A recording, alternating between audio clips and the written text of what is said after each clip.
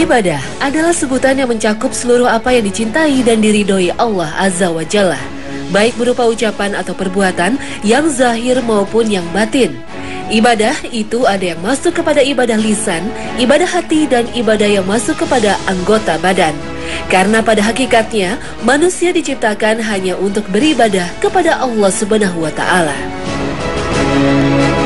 Dan aku tidak menciptakan jin dan manusia, melainkan supaya mereka beribadah kepadaku. Aku tidak menghendaki rizki sedikit pun dari mereka, dan aku tidak menghendaki supaya mereka memberi makan kepadaku. Sesungguhnya Allah dialah Maha Pemberi rizki yang mempunyai kekuatan lagi sangat kokoh. Al-Quran Surah Az-Zariyat ayat 56 hingga 58. Allah Azza wa Jalla memberitahukan bahwa hikmah dari penciptaan jin dan manusia adalah agar mereka melaksanakan ibadah hanya kepada Allah Azza wa Jalla. Dan Allah Maha Kaya, tidak membutuhkan ibadah mereka, tetapi merekalah yang membutuhkannya. Maka barang siapa yang menolak beribadah kepada Allah, ia adalah makhluk yang sombong. Secara sifat, ibadah itu ada yang masuk kepada kategori sunnah, dan ada juga yang masuk kepada wajib. Akan tetapi dalam pelaksanaannya, ada yang lebih cenderung mengerjakan yang sunnah sehingga lupa terhadap yang wajib. Ada juga yang lebih mencintai yang wajib sehingga yang sunnah ditinggalkan. Padahal sunnah dan wajib adalah dua ibadah yang saling berkaitan erat dari sisi keutamaan.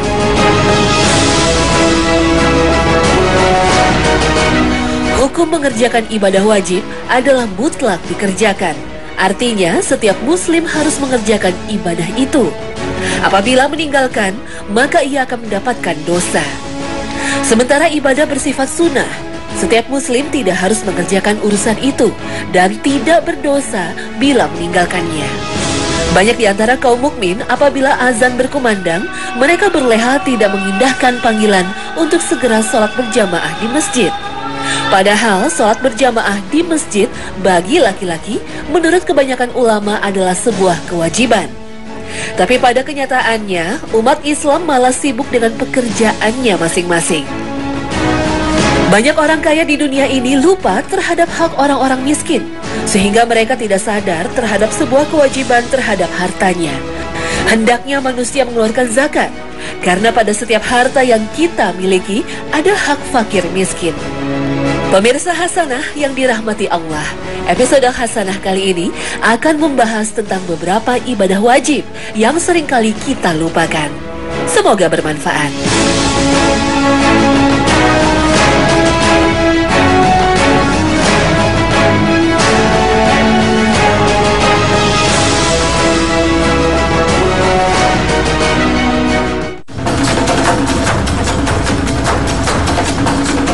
Assalamualaikum warahmatullahi wabarakatuh. Selamat pagi pemirsa Trans 7, Hasanah Ensiklopedi Islam Dunia. Pagi ini kembali hadir ke hadapan Anda untuk berbagi pengetahuan dan saling menasehati dalam kebajikan. Di antara ibadah yang sering dilupakan oleh umat muslim adalah menjawab salam. Ulama juga sepakat bahwa memberi salam hukumnya sunnah, sedangkan menjawab salam hukumnya wajib. Sebagaimana sabda Rasulullah Sallallahu Alaihi Wasallam, kewajiban seorang muslim atas muslim yang lain ada 5: menjawab salam, menjenguk orang sakit, mengiringi jenazah, memenuhi undangan, dan mendoakan orang yang bersin. Hadis riwayat Al-Bukhari dan Muslim. Mereka berselisih tentang apakah kewajiban menjawab salam gugur jika salah seorang sudah menjawabnya. Imam Malik dan Asy-Syafi'i menyatakan gugur kewajiban menjawab salam. Sedangkan para ulama ahli Kufah menyatakan tetap menjadi fardu kifayah. Salam adalah sapaan yang bisa menumbuhkan rasa kasih sayang dan bisa mempererat tali persaudaraan. Sebuah doa untuk kebaikan bagi kita hingga sudah selayaknya kita membalas dengan kebaikan juga. Namun, jika ucapan salam yang berupa doa tidak diucapkan dengan baik dan benar, bahkan diucapkan asal-asalan, tak ada kewajiban bagi kita untuk menjawabnya. Menjawab salam memang wajib dan memberi salam memang sunnah. Namun ada beberapa kondisi di mana seseorang sebaiknya tidak memberi salam. Di antaranya adalah kita tidak boleh mengucapkan salam kepada orang yang sedang membuang hajat, orang yang sedang azan, sedang membaca Al-Quran, dan talbiyah saat ihram. Sebagaimana yang disabdakan oleh Rasulullah Sallallahu Alaihi Wasallam. Ibnu Umar menyebutkan bahwasannya ada seseorang yang lewat sedangkan Rasulullah sedang buang air kecil, dan orang itu memberi salam. Maka Nabi tidak menjawabnya. Hadis riwayat Muslim.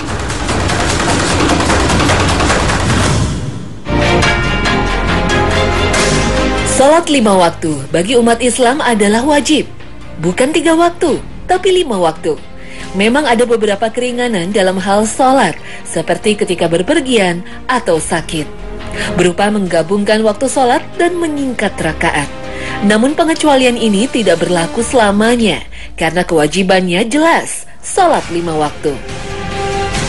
Salah satu ibadah wajib yang sering dilupakan lainnya adalah sholat berjamaah di masjid bagi laki-laki. Bahwa bagi setiap laki-laki muslim yang tidak memiliki uzur, sholat 5 waktu itu wajib dilakukan secara berjamaah di masjid. Sebagaimana firman Allah Subhanahu wa Ta'ala, "Dan dirikanlah sholat, tunaikanlah zakat, dan rukuklah beserta orang-orang yang ruku." Al-Quran Surah Al-Baqarah ayat 43. Para ulama berbeda pendapat dalam masalah hukum wajibnya sholat berjamaah. Namun mayoritas ulama sepakat bahwa sholat 5 waktu bagi laki-laki wajib dilakukan berjamaah dan di masjid. Dari Abu Hurairah radhiyallahu anhu, ia berkata, telah datang kepada Nabi Shallallahu Alaihi Wasallam seorang lelaki buta. Kemudian ia berkata, "Wahai Rasulullah, aku tidak punya orang yang bisa menuntunku ke masjid." Lalu dia mohon kepada Rasulullah Shallallahu Alaihi Wasallam agar diberi keringanan dan cukup salat di rumahnya. Maka Rasulullah Shallallahu Alaihi Wasallam memberikan keringanan kepadanya. Ketika dia berpaling untuk pulang, beliau memanggilnya seraya berkata, "Apakah engkau mendengar suara azan panggilan salat?" Ia menjawab, "Ya." Beliau bersabda, "Maka hendaklah kau penuhi panggilan itu." Hadis riwayat Muslim. Rasulullah Shallallahu Alaihi Wasallam tetap memerintahkan seorang laki-laki yang buta untuk tetap sholat berjamaah di masjid. Sholat berjamaah yang dilakukan di masjid memiliki pahala yang besar daripada sholat sendirian. Sebagaimana sabda Rasulullah, sholat berjamaah 27 kali lebih utama daripada sholat sendirian. Hadis riwayat Bukhari dan Muslim. Orang yang rajin sholat berjamaah di masjid juga dijanjikan akan diangkat beberapa derajat, dibacakan sholawat, dan didoakan oleh para malaikat.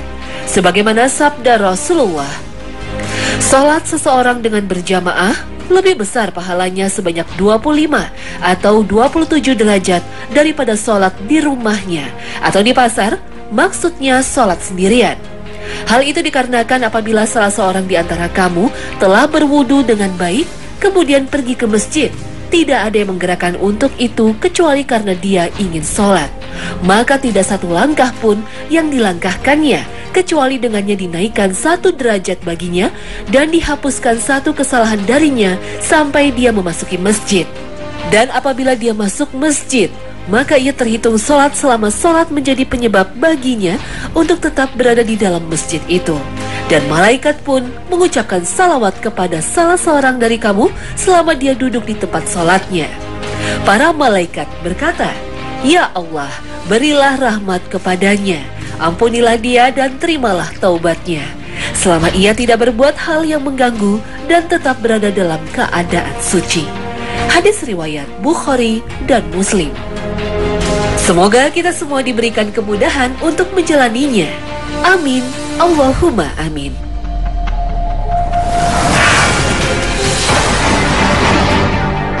Kewajiban lain yang sering kita lalai adalah membayar zakat. Padahal kedudukan zakat begitu agung dan diletakkan sebagai rukun Islam yang 5. Zakat mal atau zakat harta adalah salah satu bentuk ibadah yang kebanyakan orang sudah melupakannya.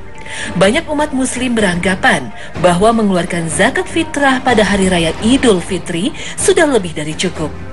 Padahal zakat mal berfungsi untuk mensucikan harta dari perkara yang haram dan menjaga harta dari hak fakir miskin. Hai orang-orang yang beriman, nafkahkanlah di jalan Allah sebagian dari hasil usahamu yang baik-baik, dan sebagian dari apa yang kami keluarkan dari bumi untuk kamu. Dan janganlah kamu memilih yang buruk-buruk, kemudian kamu nafkahkan daripadanya, padahal kamu sendiri tidak mau mengambilnya, melainkan dengan memicingkan mata terhadapnya. Dan ketahuilah bahwa Allah Maha Kaya, lagi Maha Terpuji. Al-Baqarah ayat 267.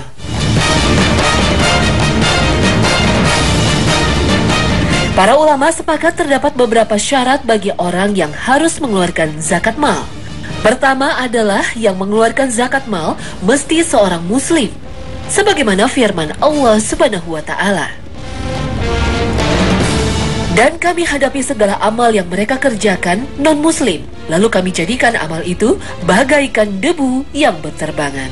Al-Furqan ayat 23. Rasulullah Shallallahu Alaihi Wasallam juga bersabda kepada Muaz bin Jabal radhiyallahu anhu ketika beliau mengutusnya ke negeri Yaman, beritakan kepada mereka kaum muslimin bahwa Allah telah mewajibkan atas mereka sedekah dari harta mereka yang diambil dari orang-orang kaya dari mereka dan diberikan kepada orang-orang fakir dari mereka. Hadis riwayat Bukhari.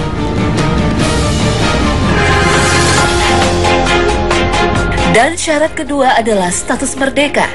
Zakat tidak diwajibkan kepada budak dan hamba sahaya, karena hartanya adalah milik tuannya, maka tuannya lah yang wajib menzakatinya. Syarat ketiga dalam berzakat adalah sudah memenuhi usia dewasa. Zakat hanya diwajibkan kepada orang dewasa, tidak kepada anak-anak yang belum balik. Akan tetapi jika anak itu memiliki harta yang sudah sampai nishab 1 tahun, maka walinya yang mengurusnya wajib untuk mengeluarkan zakat dengan niat untuk mereka. Syarat keempat dalam berzakat adalah berakal. Orang yang tidak berakal kedudukannya sama dengan anak-anak, maka walinya yang dibebani untuk membayar zakat. Setelah syarat orang penzakat sudah dipenuhi, maka para ulama sepakat bahwa ada beberapa syarat lagi di mana harta itu wajib dizakati.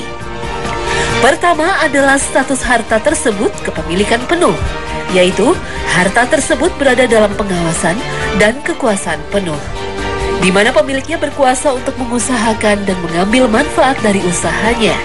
Maka barang siapa yang memiliki harta dalam kepemilikan penuh, maka wajib baginya mengeluarkan zakat.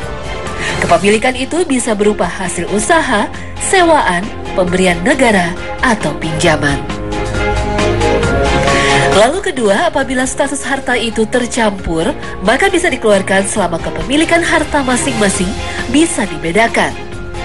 Maka cara membayar zakatnya dengan cara terpisah. Akan tetapi kalau tidak bisa dibedakan, maka membayar zakatnya dengan cara digabungkan. Bagi kepemilikan harta gabungan, maka wajib bagi mereka mengeluarkan zakat apabila sudah sampai nishab. Seperti dalam pertanian, bagi pemilik tanah wajib mengeluarkan zakat dari hasil tanamannya. Sebagaimana yang mengerjakannya pun wajib membayar zakat dari hasil bagiannya. Harta menjadi wajib zakat apabila sudah sampai nishab, yaitu harta yang telah mencapai jumlah tertentu sesuai dengan ketentuan syariat. Namun apabila harta tersebut belum sampai kepada nishab, maka bebas dari kewajiban zakat. Kalau kepemilikan hartanya beragam, maka bisa digabungkan berdasarkan kesamaan jenis. Misalkan, kerbau dengan sapi, kambing dengan biri-biri, dinar dengan dirham, dan mata uang dengan harta perniagaan. Selama harta tersebut berlakunya 1 tahun atau haul dan sudah mencapai nishab, selama harta itu masih berupa harta produktif seperti mata uang atau binatang ternak, semua harta dihitung hasilnya, kecuali apa yang keluar dari bumi.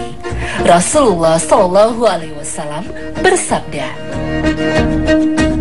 barang siapa yang memanfaatkan harta, maka tidak ada zakat baginya sampai genap 1 tahun pada pemiliknya. Hadis riwayat Tirmizi. Adapun yang keluar dari bumi seperti biji-bijian, buah-buahan, maka zakatnya ketika panen dan tidak disyariatkan menunggu 1 tahun.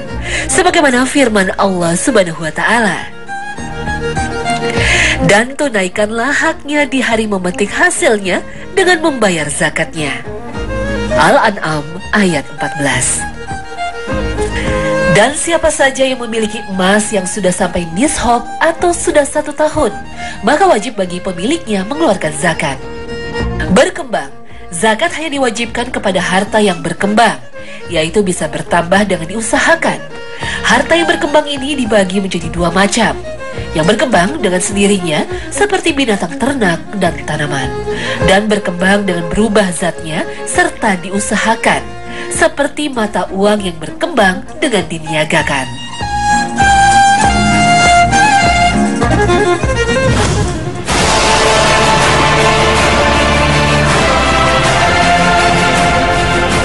Ibadah wajib lainnya yang sering kita lalai daripadanya adalah berpuasa selain di bulan Ramadan, yaitu puasa kifarat atau puasa sebagai denda karena sebuah pelanggaran. Puasa kifarat adalah puasa yang wajib dilaksanakan sebagai denda atas pelanggaran tertentu. Perbuatan yang diwajibkan atasnya berpuasa kifarat adalah melakukan hubungan badan antara suami dan istri di siang hari pada bulan Ramadan. Melakukan hubungan badan pada siang hari di bulan Ramadan bagi suami istri adalah sebuah pelanggaran yang sangat berat hukumannya. Maka seseorang yang melanggar larangan ini akan mendapatkan kifarat atau denda berupa puasa selama 60 hari berturut-turut tanpa terpisah kecuali ada uzur syar'i. Apabila tidak mampu, maka harus memberi makan kepada 60 fakir miskin, lalu membunuh seorang muslim tanpa disengaja. Maka ia wajib membayar kifarat dengan memerdekakan hamba sahaya yang beriman, atau bisa membayarnya dengan puasa selama 2 bulan berturut-turut. Lalu mencukur rambut ketika berihram. Orang yang sedang berihram, baik haji ataupun umroh, wajib mentaati hal-hal yang terlarang dalam ihram. Salah satunya adalah dilarang mencukur rambut sebelum tahalul. Apabila orang yang sedang berihram mencukur rambutnya padahal belum tahalul, akan terkena kifarat atau denda, yaitu dengan puasa selama 3 hari atau sedekah kepada 6 fakir miskin dengan menyembelih binatang. Sebagaimana firman Allah Subhanahu wa Ta'ala, barang siapa di antara kamu sakit atau ada gangguan di kepalanya sehingga terpaksa mencukur kepalanya, tebusannya dengan saum atau sedekah atau menyembelih binatang. Al-Quran Surah Al-Baqarah ayat 196.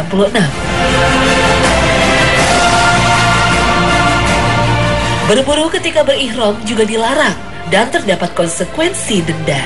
Apabila larangan ini dilanggar, maka wajib membayar kifarat atau denda dengan menyembelih binatang sebesar binatang buruannya, atau memberi makan kepada beberapa fakir miskin, atau puasa beberapa hari. Besarnya binatang yang disembelih, banyaknya puasa, dan banyaknya fakir miskin yang harus diberi makan ditentukan oleh seorang hakim yang jujur.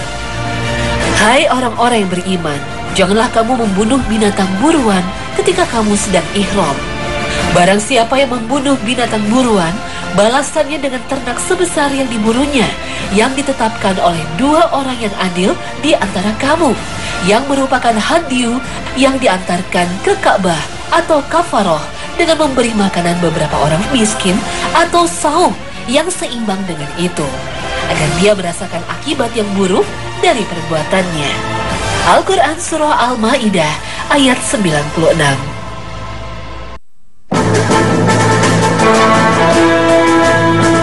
Kafarat denda juga berlaku dalam beberapa pelaksanaan ibadah haji, seperti jamaah yang sejak awal diniatkan melaksanakan haji tamtu, maka wajib atasnya menyembelih hadyu atau semacam kurban di tanah suci. Jika karena satu dan lain hal tidak mampu melaksanakannya, maka wajib membayar kifarat atau denda dengan puasa selama 10 hari. Caranya, puasa 3 hari saat melaksanakan haji dan puasa 7 hari setelah kembali ke tanah air. Sebagaimana firman Allah Subhanahu wa Ta'ala, maka bagi siapa yang ingin mengerjakan umroh sebelum haji di dalam bulan haji, maka wajiblah ia menyembelih kurban yang mudah didapat. Tetapi jika ia tidak mendapatkan binatang kurban atau tidak mampu, maka wajib berpuasa 3 hari dalam masa haji dan 7 hari lagi apabila telah pulang ke tanah air. Itulah 10 hari yang sempurna. Al-Quran Surah Al-Baqarah ayat 196. Membayar kafarat juga bisa dilakukan apabila tidak mampu memenuhi nazar. Apabila kita bernazar atau bersumpah untuk melakukan sesuatu, namun karena satu dan lain hal, sumpah tersebut tidak bisa dilaksanakan, kita akan terkena sanksi kifarat atau denda. Misalnya, seseorang yang sedang sakit parah, kemudian dia bernazar, "Demi Allah, seandainya saya bisa sembuh, maka saya akan berinfak 10 juta rupiah." Namun setelah diberi kesembuhan oleh Allah, ternyata orang itu tidak memiliki uang. Maka ia konsekuensinya harus membayar kifarat atau denda dari sumpahnya itu. Sebagaimana firman Allah Subhanahu wa Ta'ala, Allah tidak menghukum kamu disebabkan sumpah-sumpahmu yang tidak dimaksud untuk bersumpah, tetapi Dia akan menghukum kamu disebabkan sumpah-sumpah yang kamu sengaja. Maka kifarat denda melanggar sumpah itu dengan memberi makan 10 orang miskin dengan makanan yang bisa kamu berikan kepada keluargamu, atau memberikan kepada mereka pakaian, atau memerdekakan budak. Barang siapa yang tidak sanggup melakukan yang demikian, saumlah 3 hari. Yang demikian itu adalah kifarat denda sumpah-sumpahmu bila kamu bersumpah tetapi kamu langgar. Dan laksanakanlah sumpahmu. Demikian Allah terangkan kepadamu hukum-hukumnya agar kamu bersyukur kepadanya. Al-Quran Surah Al-Ma'idah ayat 89.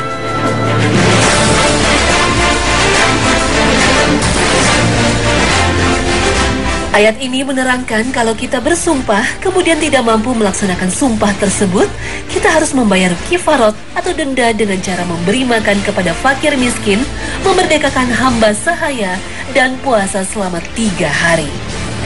Para ulama sepakat bahwa nazar boleh dilakukan selama tidak memberatkan kepada kita. Namun tidak boleh dijadikan permainan, karena nazar adalah salah satu perbuatan yang wajib dikerjakan. Jika seseorang memiliki nazar, kemudian meninggal tanpa sempat menunaikan nazarnya, maka puasa nazar itu diwariskan atau ditanggung oleh ahli warisnya untuk disempurnakan. Sebagaimana sabda Rasulullah Sallallahu Alaihi Wasallam. Dari Ibnu Abbas radhiyallahu anhu, sesungguhnya ada seorang perempuan telah bertanya kepada Rasulullah Sallallahu Alaihi Wasallam, "Ya Rasulullah Sallallahu Alaihi Wasallam, sesungguhnya ibuku telah meninggal dunia dan ia meninggalkan kewajiban puasa nazar yang belum sempat ia tunaikan. Apakah aku boleh berpuasa untuk menggantikannya?" Rasulullah Sallallahu Alaihi Wasallam menjawab, "Apakah pendapatmu kalau seandainya ibumu mempunyai hutang dan kamu membayarnya? Apakah hutangnya terbayarkan?" Perempuan tadi menjawab, "Iya." Dan Nabi Sallallahu Alaihi Wasallam bersabda, "Berpuasalah untuk ibumu." Hadis riwayat Muslim.